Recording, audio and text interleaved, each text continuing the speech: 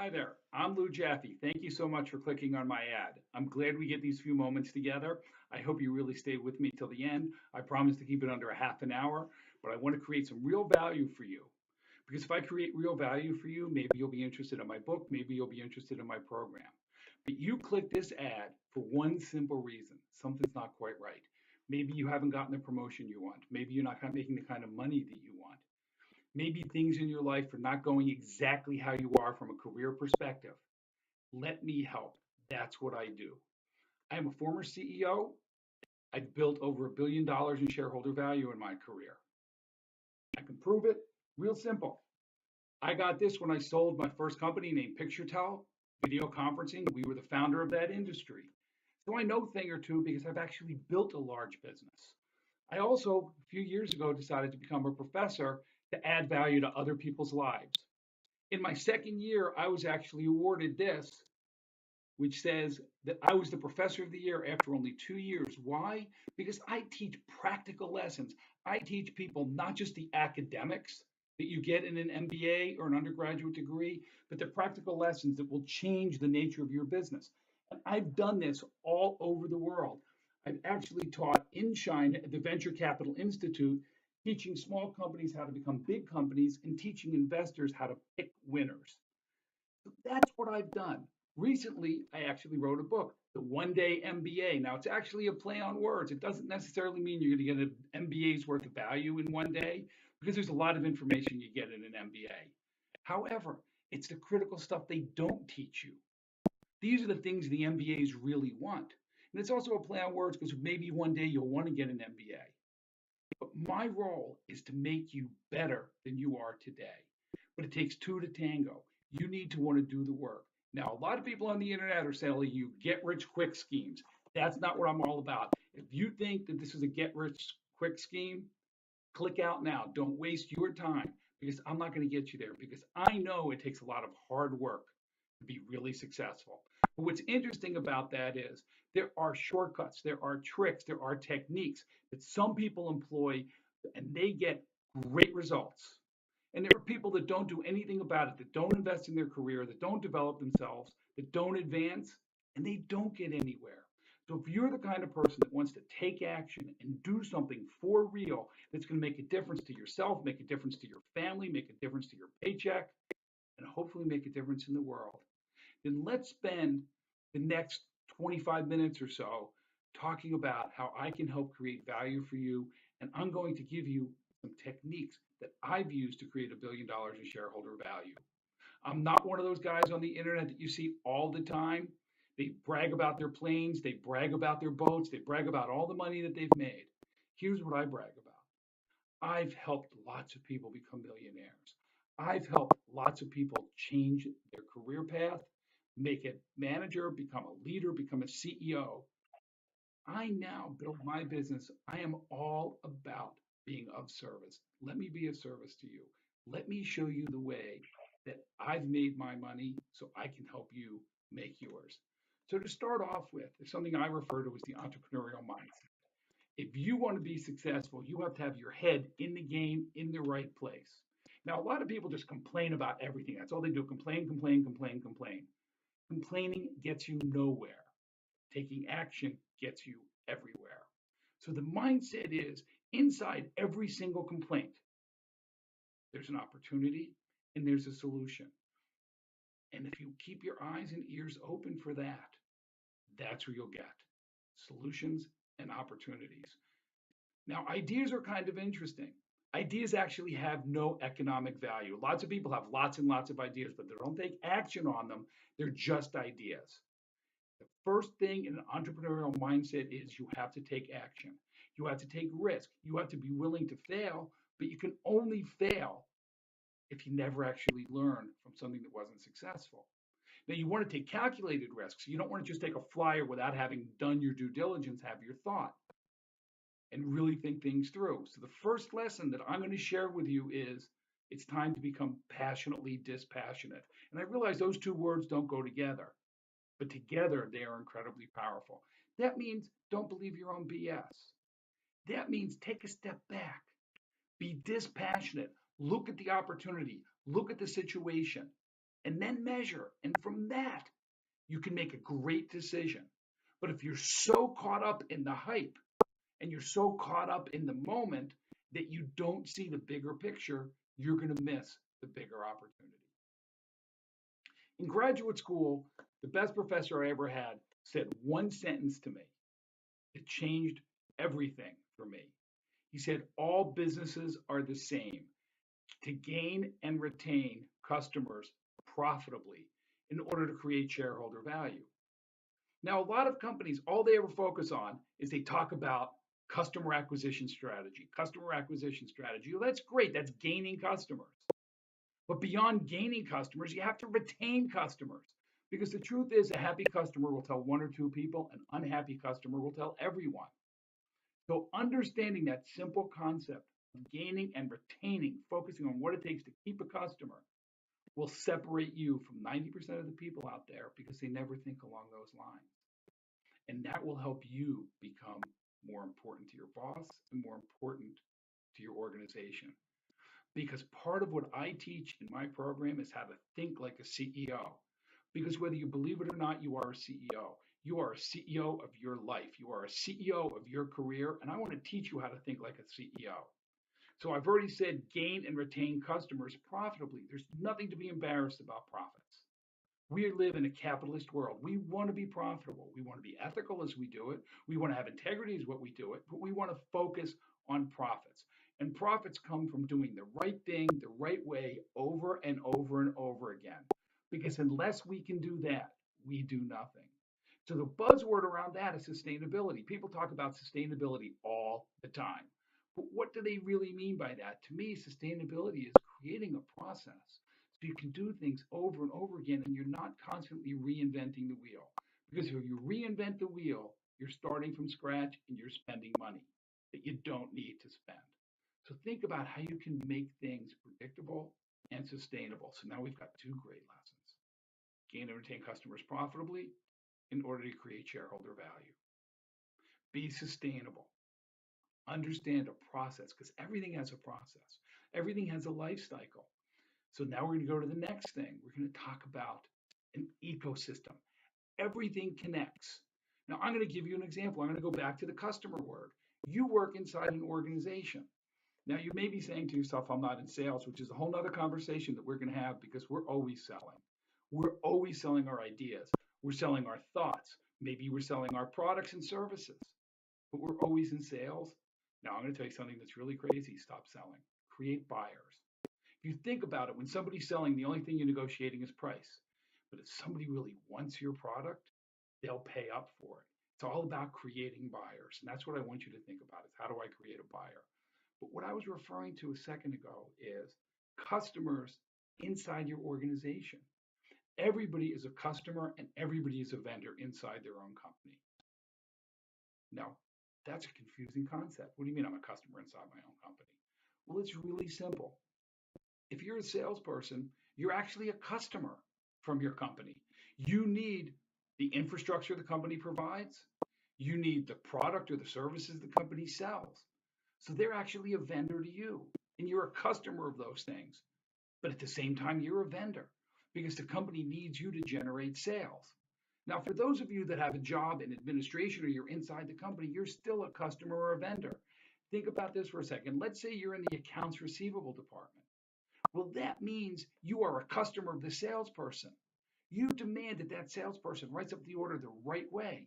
You are a customer of the production department or the shipping department because they have to get that product delivered to a customer so that an invoice can get generated and then you can collect it. So you are a customer inside the organization, but you're also a vendor because you are providing that invoice, you are providing that service to the customer. And at the end of the day, the outside customer, the person that actually pays the bills, what I refer to as the external customer, they go horizontally through an organization. Wow. Horizontally through an organization. Because if you think about it, organizations create themselves in stovepipes. We have sales, we have marketing, we have product development, we have accounts payable, we have accounts receivable, we have shipping, we have all these different silos. Do you think a customer cares if there's a breakdown where it happened? They're going horizontally. As long as they have a great experience, guess what? They come back and they buy again. That's gaining and retaining. That circle of coming back is retaining. If you think about that cycle, everything is connected. How's that for creating value? I'll bet a lot of the people inside your organization have never looked at the world that way. I guarantee you, your CEO does. Why don't you think more like a CEO? Because that's how you're going to get noticed. Be a team player. Give more than what you expect to get. Because the more you give, the more you will get. So we've already talked about a couple of things. We talked about customers. We talked about gaining and retaining customers profitably. We talked about all businesses are the same. How about your mindset? Is your mind in the right place? Are you looking for opportunities? There was nothing worse than somebody would come into my office and sit down and complain about stuff. So I started a rule in every company that I've run, and I've run numerous companies, ones I've started and the ones where I was hired to create value. And my rule was come with one solution to every problem that you bring into my office. It doesn't mean it's the right solution, but it means it starts a conversation because we need to have a conversation. Many of you out there use the concept, or you use the app, I mean, Waze. Because Waze crowdsources information. You get lots of information of people on the road that are driving down the road that know exactly what's going on. Well, why as a CEO or why as a leader, why as a manager, are you not crowdsourcing solutions? You should be asking people for their opinion. You should start the conversation. So when somebody comes into my office and brings a problem that we need to address, I'm not arguing, we need to address that problem. By them actually bringing to me a solution, we start a conversation, and then I might say, but you know, Sally in shipping, she's seen that problem. She's been part of that problem. Maybe we should get her involved in the conversation. Please go talk to her, get her opinion. That may change your idea. Or it may have been Roger over in the product design because maybe it's a design problem. So let's get him involved by talking to a lot of different people and getting different people's perspective because they're all connected to the customer, they're all connected to the product in one way, but they all have a different perspective. They're coming from different angles. By thinking about that, thinking about this process of getting people involved, thinking about it from all these different angles. And in my program, I'm going to teach you something called the balance scorecard. So you think about anytime you change something in the organization, you have to create a learning organization. How do you teach people to use the new solution? How do you teach people about the new process? How do you measure them? What are you going to measure? We all have cars today that have automatic transmissions, yet they have a tachometer and a speedometer. We don't need that tachometer anymore. If you had a stick shift and you wanted to know you're in the power band, you're at 3,500 RPM, yes, that tachometer is an important measurement. But today, the tachometer is just a really cool thing to have on the dashboard because you're automatically shifting. So you want to look at the right measures. We look at the speedometer because the police officer, when he pulls you over for speeding, doesn't really care how fast your engine was revving, doesn't care what gear you were in, cares what your speed was. So we're going to talk about measuring the right thing because it's so important. You inspect what you expect. And if you can't measure it, you can't manage it. So those are the kind of things that we're going to talk about in the one-day MBA program because I want you to see the world differently. I want to give you that toolkit called the balance scorecard where you can take a look at what does it take to organize your company in a way that you're a learning organization, that you create financial goals, that you create process goals, and you measure the right goals, and then you add one more layer, accountability. Because when everybody's responsible for something, nobody's accountable. And accountability does not mean blame. There's nothing worse than an organization than when people point fingers and blame people. Because when you point fingers, you're not getting anywhere. But accountability means somebody owns the process, somebody owns the project, and they're making sure it happens. And they take pride in their work because I truly do believe that people come into the office, they want to do a great job. Nobody comes in today and says, I want to mess up. That's not how people behave. So these are all entrepreneurial mindsets. And we're going to talk about this a lot in the program. And I do hope you buy the program. And I do hope you download my book. Because at the end of the day, when you start thinking of things the way that I share with you, you are going to be noticed around the office. Your attitude is going to change. You're going to get more accomplished. You're going to be more effective. And think about this, if you're more effective, you can actually get more free time to do the things that are important to you, whether it be taking some time off at the office because your organization underneath you is running really well, or as you're getting more done, you're creating more profits, you're getting more bonuses, you're making more money. All of these things are possible, but only if you click and you buy the program, or you read the book, or you buy somebody else's program. I'd prefer you buy mine because I know my stuff works, but you need to invest in yourself. How many hours do you watch television or sporting events or scroll through Facebook or look at Instagram? Those things are not going to get you what you like. Now, we all make decisions based on one of two things: acquisition of pleasure, avoidance of pain. Now, the truth of the matter is, the avoidance of pain is a 7 times greater motivator than the acquisition of pleasure. But one of the biggest pains is failure. So we often use Facebook as a distraction because we're afraid if we take action, we might fail. And there's the pain. So we're using this pleasure sort of as an aspirin. We're scrolling through Facebook, we're checking up on our friends in Instagram, what's really going on. Every once in a while, that really funny cat video, because we're using that as an avoidance. We're avoiding pain. So there's the motivator. Now, if we understand that and we take action, we can actually create pleasure and avoid pain simultaneously. And I'm going to teach you more about how to do that when you're in the program. And I really do hope you buy the program. But I want you to be present. I want you to think things through. I want you to know that I am here to help you be successful. That's what this is all about. People that buy my program also get a monthly video chat with me in a group where we can learn from each other. Because think about this: the people that buy my program and join my Facebook group and work with me, they're doers, they're winners, they're successful, and that's who we want to surround ourselves with. The thing is, a lot of people will brag about their car collections, of which I've had lots of cars, or their airplanes or their boats. You know what I collect? I collect amazing people.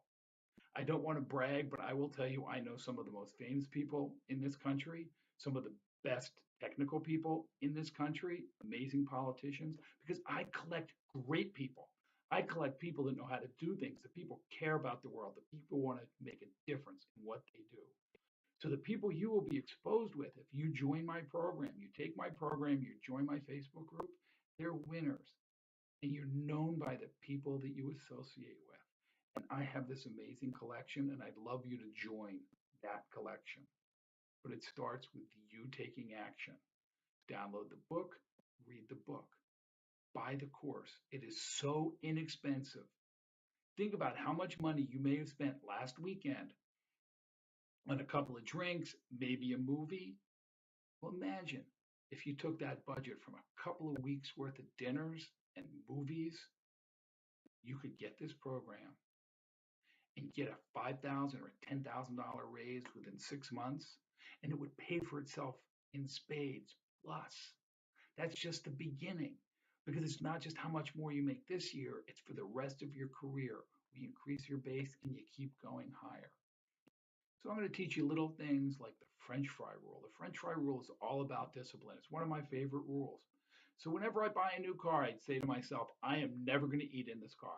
And I don't, because I like keeping the car clean. The reason I call it the French fry rule, there was this one time I bought a car and I swore to myself I was never going to eat in the car. And then about 2 months later, In-N-Out Burger was calling me, and I got myself a burger and some fries, and a fry drops down, in that little space between the seat and the console, and you can never reach it, and then all hell breaks loose. Well, part of what we talk about is discipline. If you can stay disciplined and you can stay focused, you can do amazing and great things, but it's your choice, and everything is a decision. If you show up late to a meeting, that means you decided something else was more important about that than that meeting. And I will tell you something, from a CEO's perspective, there's nothing worse than being late. Because when somebody's late for a meeting, think about this: there may be 5 or 6 people in the room, and we're paying for all 5 or 6 of those people. And what if it's a conference call and there's 5 or 6 people in another room somewhere else, and you're 10 minutes late? So we just paid for 20 people or 15 people or 10 people to do nothing, because we're going to start all over when you walk into the room because you thought something else was more important. So you learn how to do what I refer to as triage in a hospital. So if you come in to a hospital and you have a cut finger and your heart's not beating, do you think they worry about the finger? No, they focus on the heart. They put the most important thing first. And we're going to learn about critical success factors. What are those really important things that you need to do? And we can focus on that. And that's part of what we do in the One Day MBA. So if you're with me so far, we're about 20 minutes into this. And you know what? I'm going to give you a break because by now you can see I am passionate about what I do. I know my stuff and I want to make you successful. So you can do nothing, you can buy somebody else's program, or you can buy my program. All three are decisions. But I promise you this, if you buy my program and you join my Facebook group and we start interacting a year from now, you will be 10 times happier, you'll be 10 times more successful, and you'll be saying, Lou, thank you. Because I got thousands of emails that have said thank you. And that's what gives me great joy. Because what I do in life is because I'm paying back to all the amazing people that helped me become successful. And I want to be one of those amazing people that helps you get successful. So please, somewhere, click, get the One Day MBA program, get my book, The One Day MBA. You can also get it on Amazon. And please take action, be successful. It starts with you. Surround yourself with great people. I'd like to be one of your great people, but that's your choice because you will be known by the company you keep. And I just gave you some great insights into business, and imagine how many more I want to give you for the rest of the time we spend together. So have a wonderful day. Thanks for giving me these 20 minutes. Meant a lot. Now go out, make something happen great today, and hopefully click on my program.